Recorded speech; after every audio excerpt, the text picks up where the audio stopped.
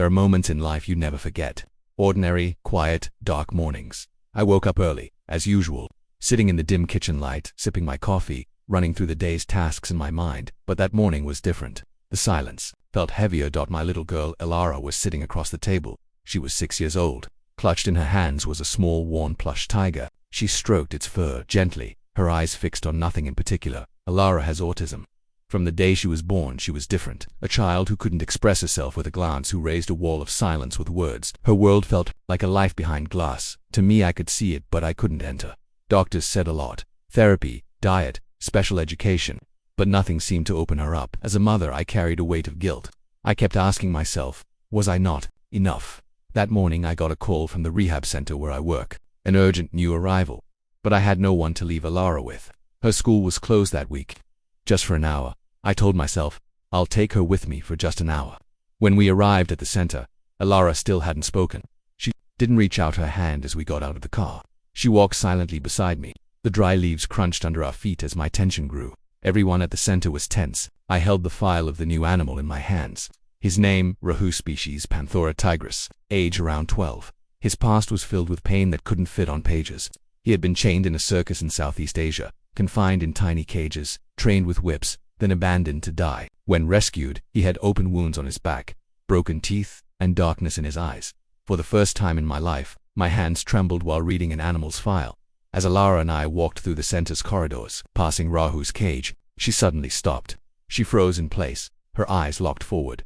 Before I could understand what was happening, I followed her gaze. There, in the dark cage, the massive beast had turned his head and was looking at Elara. Their eyes met. For a few seconds, the world seemed to stop. No sound, no movement. Elara took a step forward. I panicked and tried to say stop, but my voice failed me. She approached the iron bars. She spread her hands, and then gently placed her small palms on the cage. Rahu moved. He slowly stood up.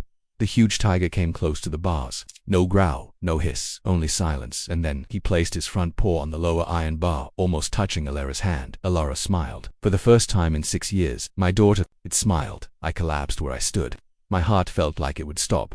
It was impossible to put that moment into words, because that day, my daughter made contact with someone for the first time, and that someone was a tiger. The next morning, something unusual happened at home. Elara got up on her own. She got dressed, and she came to me holding her plush tiger and said, "I want to see Rahu." It felt like a glass shattered inside me. Was that really her voice? She hadn't spoken a word in 6 years, but now, with determination and clarity, she was speaking. We hurried to the center.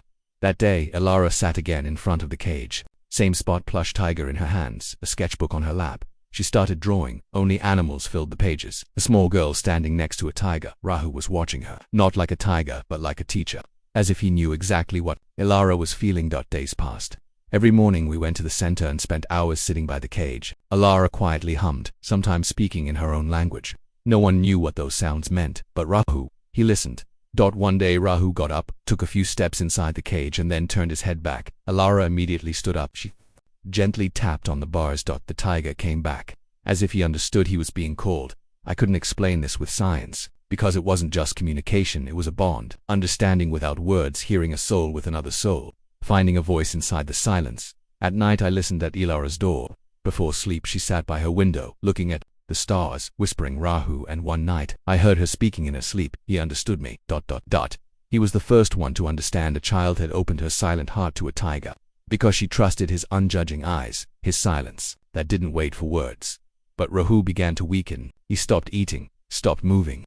The vets said emotional exhaustion, but I knew he had fulfilled his purpose. He was here for Elara, and now he was preparing to say goodbye. Elara seemed to sense it. She stopped playing, stopped drawing, and just sat silently next to him, eye to eye, for minutes on end.